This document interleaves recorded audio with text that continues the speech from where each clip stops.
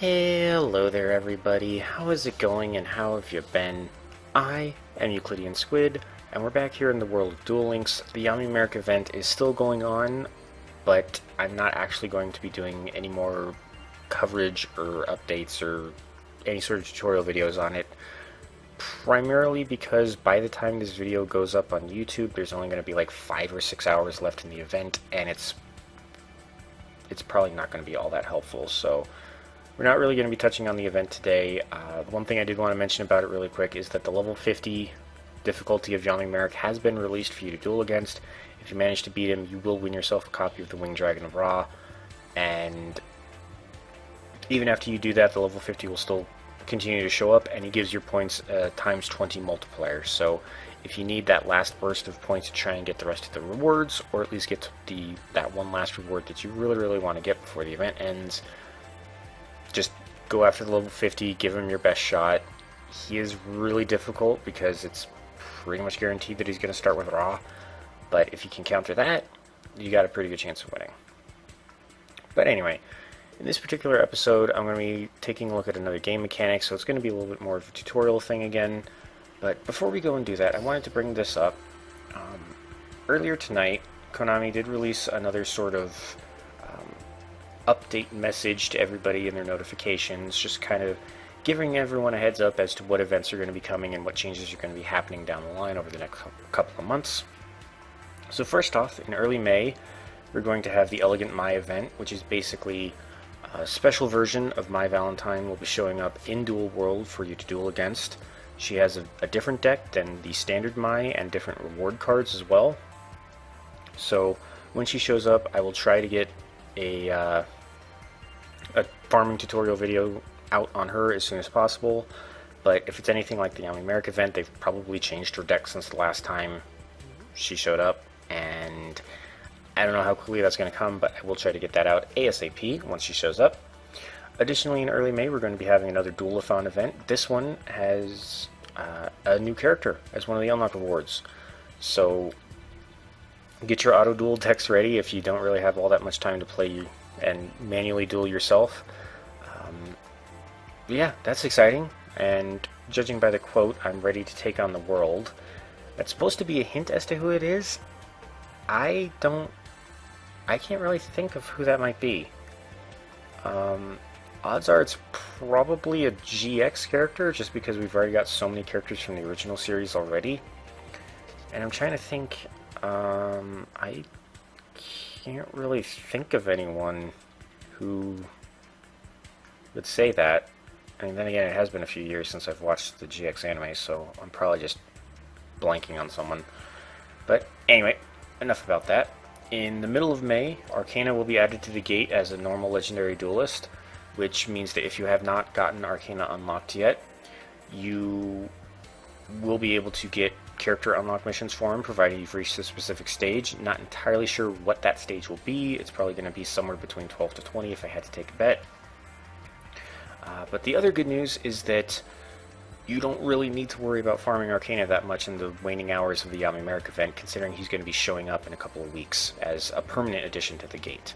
So if you haven't gotten your copies of that really good spell card he has, Anti-Magic Arrows, give it a couple of weeks, wait for him to show up at the gate, and then you can just start farming him over and over again as you see fit. Also in mid-May, they're going to be rerunning the Jesse event that was going on when I first started recording this game. It played out very similarly to the Yami America event. You dueled NPCs, you got the tokens, you went and dueled Jesse at the gate, you repeated. The main difference last time was that instead of having to go through several characters before the event duelist would show up at the gate, like you have to do with Merrick, with Jesse, dueling any duelist added points to your event total. But as a result, a lot of the event rewards had a slightly higher point limit before you unlocked them, because you could just get points so much easier. Let's see. In late May, now this one's interesting. Apparently Tristan is going to be showing up in the game as a legendary duelist that we can duel for reward cards. Now, he did kind of show up once before as an April Fool's joke, and by that I mean you didn't even really dueled him when he showed up in Duel World, you just clicked on him, and apparently he was so bad at the game that you just immediately won. And you got a small amount of gold for knocking him out. So I guess he's going to become a full-fledged character, at least for the event. Not entirely sure. In late May, the final chance for you to get into the World Championship for 2018 is going to be going on. They're going to be reopening qualifiers, so it's going to play out a bit like the Kaiba Corporation Cup. Just participate, do as many PvP duels as you can, duel as hard as you can, and if you make it to the top, maybe you'll get invited. I don't know if I'm going to cover that, just because it's going to be super similar to the Kaiba Corporation Cup that we kind of just wrapped up like last week, and I'm still kind of winded from that, so, but it's late May, we'll see. In early June, there's going to be another Duelathon, as well as Zane Truesdale is going to be showing up in the GX world. Probably not going to be an unlockable character. If anything, he's going to be the other kind of event duelist, which I will cover when Elegant Mai shows up. And also in early June, they're going to be relaunching their Tag Duel tournament, which is sort of a swap off with an AI partner thing. It was actually really fun the last time they did that, and I'm looking forward to that, because that's going to be a lot of fun. And I just noticed right as I closed it, apparently they're tweaking the Vagabonds mechanics a little bit towards late May. Didn't actually have any information, like any specific details on that, so as soon as they put out an announcement about it, I will be sure to cover it. But aside from the updates as to what's coming in the future, this guy is what I'm going to be focusing on for this video, the card trader. And primarily, I want to go over him just because he's a very unique mechanic in the terms of the game, and he actually is a great source of cards once you really get into things. So, to start with, there are three main forms of resources that the card trader will trade with to give you cards. There's the gold coins, and then rarity jewels, and what I call attribute stones. Now, gold you're going to primarily get pretty frequently by just dueling all the NPC duelists and legendary duelists. I mean, I've got 1.04 million gold just kind of lying around just because he's the only one that uses it, and for the longest time I had pretty much 3 copies of every card I could afford to get from this guy, so there's no reason to continue buying things from him. But the other two are a little bit more difficult to get, the stones and the rarity jewels. The rarity jewels come in 3 varieties. There's rare jewels, super rare jewels, and ultra rare jewels, which correspond to the ultra rare, super rare, and regular rare cards that he offers. The card trader does have normal cards as well, but they don't have a corresponding rarity jewel, so you don't need to worry about any of those if you want one of these. And then the attribute stones correspond to the attribute of the card. So there's a stone of light, stone of dark, stone of wind, water, earth, fire, and then spell and trap as well. Now, once you get to a high enough stage, legendary duelists and standard duelists in-game will start to drop these for you, but otherwise there's 2 main ways you're going to get rarity jewels and attribute stones. Either as rewards for completing stage missions or event point limit things or dueling in the PvP arena enough times, or by going into your card catalog and converting your duplicate cards down into the 3 resources that the card trader deals with. Now, as you can see, there are a lot of cards in this game, a lot of cards that I have, and just through the natural course of play, you are going to acquire a lot of duplicates. And in fact, I'm going to go ahead and sort my card catalog by number owned, so that we can see this. Yeah, it's going to take the game a while. Look at this. I have 24 copies of Tenderness. I have 22 copies of this Wing Weaver. I have 19 copies of Constellar Belt. And these actually kind of make sense because these were event drops from a previous event, but this is a card you tend to get from NPC duelists. So is this one, so you're going to get a lot of cards, a lot of duplicates through the natural course of play, and these are probably going to be your primary source of getting at least rare jewels and all the various sorts of attribute stones. Super rare jewels, and especially ultra rare jewels, those you're not quite as likely to get through card conversion, just because you're not as likely to have duplicates of super rares and ultra rare cards.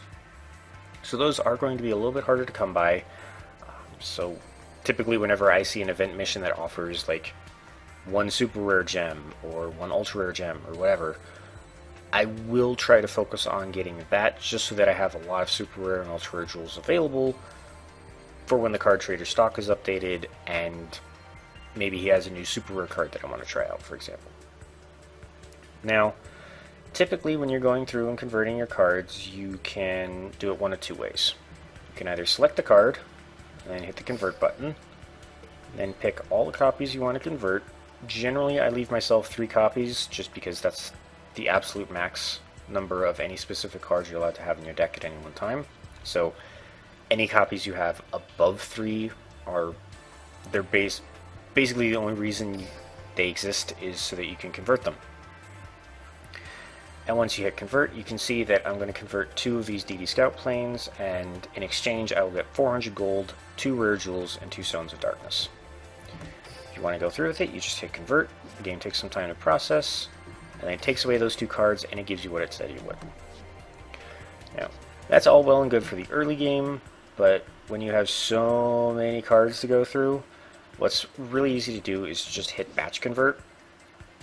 I really don't mess with these settings just because I don't want the game to go and remove a card that I want to keep. So I just leave it on convert by basic glossy prismatic. I hit next, and the game will go through and tally up, specifically saving me 3 copies of both non-glossy, glossy, and possibly prismatic cards of each kind of card there's in the game. So as a result, this will convert 19 wing weavers, 17 guiding lights, 13 constellar belts, 11 element 0 bubblemen, and so on and so on and so on and so on through the entirety of this list, which just keeps going. And as a total result, I will get 63,600 gold, 283 rare jewels, 78 stones of light, 31 stones of dark, 26 water, yada yada yada, as you can see. So you don't have to convert your cards regularly. I mean, you can if you want to just kind of get a small trickle of stones and jewels and stuff coming in. But I generally don't really do a big batch convert, but maybe once every 2 weeks, 3 weeks maybe. So the game's gone through and it's cleared out all of those duplicates. It's added all of that stuff into my inventory. And you can see now the card that I have the most copies of is this thing, Crystal Beast Topaz Tiger. And the main reason that it left this one alone is because it's a super rare card. This, again, it will be a little bit more manual work if you do it my way. You certainly don't have to. You're welcome to experiment with these settings as much as you want. But I just personally would rather I personally feel better not having the game automatically process the really rare cards for me, just to make sure that it doesn't go and eat a card that I really want to keep. So in this case, I can go through, I can convert the excess copies of Topaz Tiger that I have, and I'll get 8,000 gold, 4 super rare jewels, and 4 stones of earth. And this is, again, basically how you clean out your card catalog, how you're going to get a huge majority of the rare jewels and the attribute stones to use the card trader. So I could keep going through if I wanted to, but as you can see, I've got a lot of cards, many of which I'm going to have to just go through and tick off one by one, because the other consequence of this is that the game views these as separate cards to keep. So it sees I have 3 non-glossy Gemnite Ambers, but 1 glossy Gemnite Amber, and it sees those as like slightly different copies of the same card, so it won't actually boil those down to 3. So when you do it my way, you will have to personally go through and just knock them out one by one like this. But yeah, that's how you convert your cards. And then whenever you're ready to go back to the card trader, you just hit the back arrow and it takes you right back here. So I've already made lots of gold off of that. I have a whole bunch of stones and rarity jewels and stuff. And now you can spend your stuff, your hard-earned gold, your hard-earned stones and jewels, to get cards. And it literally cannot be simpler. If you have the necessary amount of gold, of rare jewels, and attribute stones, how many times can I say that in this one episode? You just hit trade. The game will ask you if you want to confirm. You hit yes or no. And if you hit yes, the game will deduct those out of your inventory and give you the card that you asked for. In fact, you know what, let's just go ahead and get you. So just like that, I have another copy of Spellstrider, and now that card is marked as sold out. Because this is where the other mechanic of the card trader comes into play, specifically this timer up here. So the card trader stock will change out every 8 hours from the first point that you check it. So if you check his stock at noon, it will change at 8 p.m. But if you don't check it again until 9, the 8-hour timer won't start again until 9 o'clock at night. So you don't have to worry about the stock changing when you're not paying attention or while you're asleep, or if you just forget to check one afternoon. Now, whenever the 8-hour timer rolls over, all of the cards in this list here will be swapped out, and he will pick randomly out of this featured cards list. So he could have any combination of the normals, the rares, the super rares, and everything else in here. It's a complete slot machine as to whether or not he'll actually have the card that you're looking for. So if he doesn't have anything, the good news is you've just checked his inventory to find out whether or not he actually had the card you were looking for. So just wait 8 hours, check again. If he has it now, awesome. Buy yourself another copy. If not, you have to wait another 8 hours. No big deal. So, in addition to selling you these featured cards, he will also sell you, or trade you, I should say, because he's the card trader. He will trade you colored gate keys in exchange for the normal gate keys. This is where quality of life improvement was added to the game a couple of weeks ago. Originally, you could only get one set of each color of gate key every 8-hour interval. But now, if you want to, you can trade for anywhere between 1 set and 10 set of any one color of gate key. Now, he does trade at 100 to 10 ratio, so basically every 100 normal gate keys you give him, he will give you 10 of whatever color you're buying. So if you buy a set of 10, he will take 1,000 normal gate keys from you and give you 100 of that color. And again, these gate keys are limited by his 8-hour timer, so in 8 hours his store will refresh and I can buy another set of each of these colors if I want to. And I actually am, because my normal gate key limit is starting to reach the maximum the game can handle. So I'm just going to go ahead and go through these really quick. But you certainly don't have to go for the maximum of 10 if you don't want to. If you only want to buy 50 red gate keys, for example, you can totally buy just 50 red gate keys. But one thing I want to mention is that it's any trade that will mark that gate key as sold out. So if you do only buy 50 red gate keys, he won't, he doesn't have the option to sell you 50 more and get up to the quote-unquote maximum possible of 100 until his stock refreshes. So if you only want to buy 50 and you burn through those 50 in the next 30 minutes, half an hour, 30 minutes, hour, 2 hours of the game, you gotta wait out the rest of that 8 hours before you can buy any more red gate keys from him. So it mostly comes down to what you want, but if you're looking to farm a particular duelist at the gate and you need some more of their particular color of gate key, I would probably recommend getting a full set of 10 trades in every single time, just to make sure that you have plenty of them, assuming of course that you have enough normal gate keys to support that. And finally, the card trader's other quality of life improvement that he got a couple of weeks ago is the fact that he also has this regular inventory section now. So before this update to the game, the card trader just had a set pool of cards that he would pull from every 8 hours, and eventually, as new cards would be added, Konami would start filtering some of the old cards out of the pool, and they would be completely unavailable. Just no possible way to get them unless they were added back into the card trader's pool at a later date. What they've done now, however, is that a huge majority, if not all of the old cards that he used to offer, are now in the regular inventory section. So you can scroll through, you can pick any one of these cards that you want, an ultra rare, super rare, rare, or normal. Whatever cards you want, whatever cards you want to try for your deck. If it's here and you can afford it, you can buy it.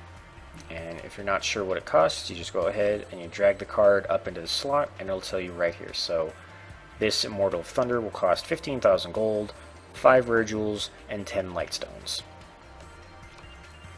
Likewise, this super rare trap, Bad Reaction to Samochi, will cost 30,000 gold, 3 super rare jewels, and 15 trap stones. Super easy, super simple, but there is one big catch to this regular inventory section of his shop, and that is that you can only buy one copy of any of these cards every 8 hours. So, just to show as an example, I will go ahead and I'm trying to look for one that I could actually use at the same time. Oh yeah, so if you're looking for the Hazy Flame Sphinx in the Merrick farming deck, this is where you can find it. Just wanted to mention that because I think I forgot to in the farming episode. Anything at all? Actually, yeah, I'll get this. I'll buy a Dragon's Gunfire. So I hit confirm, I hit yes, the trade is made, and his entire regular inventory stock is now marked as sold out, and I cannot buy any other card from in there until the timer runs out.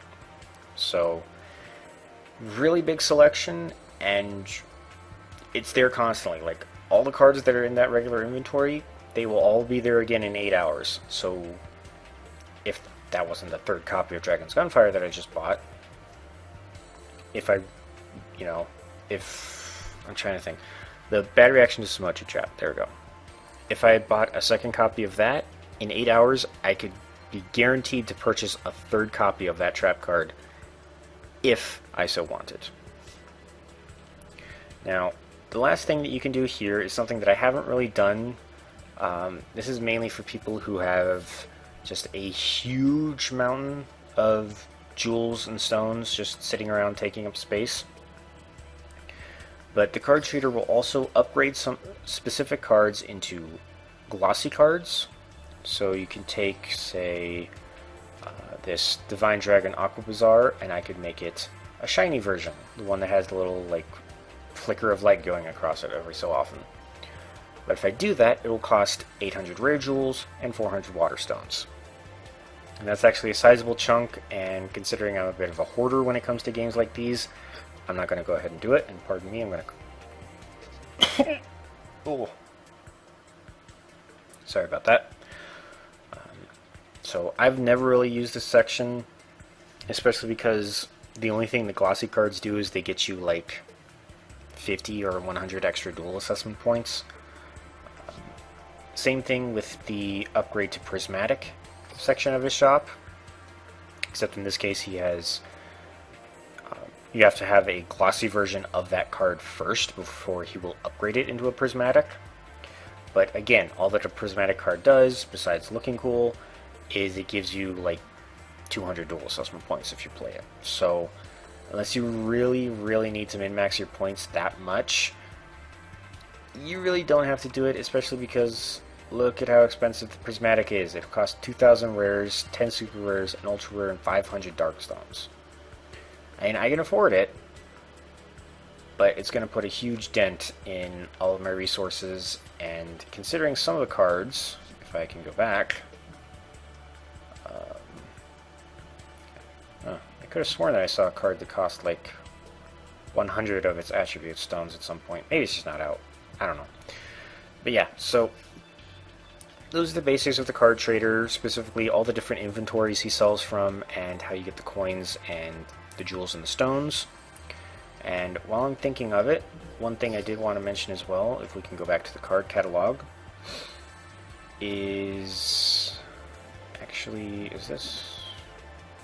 Actually, I'm going to back out of the card trader and then I'm going to go over to and access the card catalog from here, because I think this is where it has the option for it. Yeah, here we go. So when you access the card catalog from here, this will show you every single card that is available in the game, and any cards that are grayed out, like this one, Berserker Crush, means that I don't have any copies of it. So if you see your opponent play a specific card and you think, oh, this card would be perfect for the deck that I'm working on, how do I get it? What you can do, if you don't want to go and use Google, is you can come here into the card catalog, you can hit the down arrow and go text search, and then type in, say, I'm trying to think of a card, oh, this was actually a card that I had seen a few people use in PvP. You can type in part of its card name, and I have some of it. Okay. Anyway, the point is, you type in at least part of the name of the card so that the game can search through the entire card catalog and narrow it down. You pick the card in question, and then you just click how to obtain, and it tells you how you get copies of it. In this case, this Evil Swarm Zahak card you can get by buying the Dragonic Knights structure deck from the shop. And let's see, let's find another good one. So with this Ancient Leaf card, you get it through ranked duel tickets. For Anteater Eating Ant, ranked duel tickets. And if you need more details on how to get it, so let's go ahead and use Berserker Crush as an example. You can just go ahead and tap/click on the button, and it'll take you right to the part of the game where you can get it. If it's a ranked duel ticket, it'll take you right there, so you can go ahead and exchange your cards. So if I really wanted a Berserker Crush, I could open the rare tickets, because it was a rare level card, and then just drag it up there and exchange it for the ticket if I so wanted. And, oops, didn't think that would actually take me all the way back out of the catalog. So likewise, if I search for, I'll just type that in, that'll be good enough. There we go. This guy.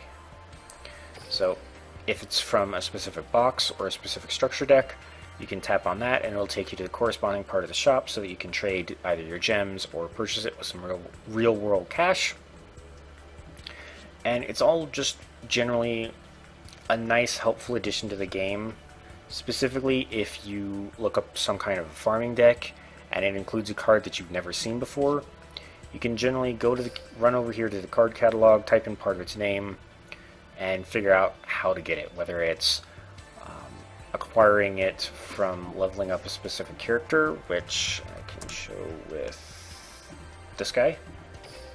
So in the case of Vassal, there was a previous event that would let you get an extra copy of him, but otherwise you get him by leveling up a Shizu. So just kind of more ways to help you guys find the cards that you want to use in your decks, whatever they may be, whether it's buying them from the card trader or looking them up to see how exactly you get them. I'm trying to think if there's anything else that I'm missing off of that.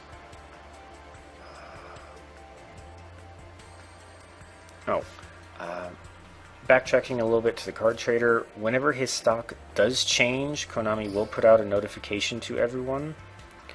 And I think that his stock actually changed pretty recently. Yeah, here we go. So just look for a notification like this that says card trader inventory updated, and it will tell you all the cards that were added. In this case, it was a Spell Strider, which I bought, a rare level card called Token Thanksgiving, and another rare level card called Dr. Frankenderp. I don't name these, so. But yeah, whenever new cards are added, this is generally going to be the area of the game where it will notify you, so check your notifications fairly regularly. I mean, they open up first time you start the game on any given day anyway, so it should be pretty easy to see whenever the card trader gets some new cards in stock. Yeah, that's basically how he works. That's kind of an overview of both him and the card catalog, how you can break your duplicate cards down for the resources you need to trade for exclusive cards from the card trader. One last thing I want to note is that certain events will bring a new NPC into play who looks like the card trader but has a slightly different color scheme. He's not actually part of the America event. I think he might be part of the Jesse event. I'm not sure. But he's called Card Trader EX. He will deal in a specific kind of jewel that you can only get by participating in the event, and you generally will need a lot of that jewel to buy any one copy of his card. And what's more, I don't think his stock resets every 8 hours like the regular card trader does. Now, I'm not entirely sure about this because I don't generally trade with Card Trader EX until it's the last day of the event, primarily just because I want to stockpile as many of the EX jewels that he barters with, so that I can, see, okay, I've got 367 EX jewels. How can I best spend these to get the most out of this guy's inventory? And then once I buy everything, I never look at them again because I'm all out of EX jewels and I can't get any more because the event's going to be over. But that was just kind of more of a side note. If he does show up in a future event, I will go over him again at that point, just so that it's kind of relevant and I have an example going on screen. But yeah, that's the basics of the card trader, so thank you all so much for watching. I hope you all had a great time, and I hope you all have a great day. I have been EuclideanSqd, and I will see you all next time. Farewell.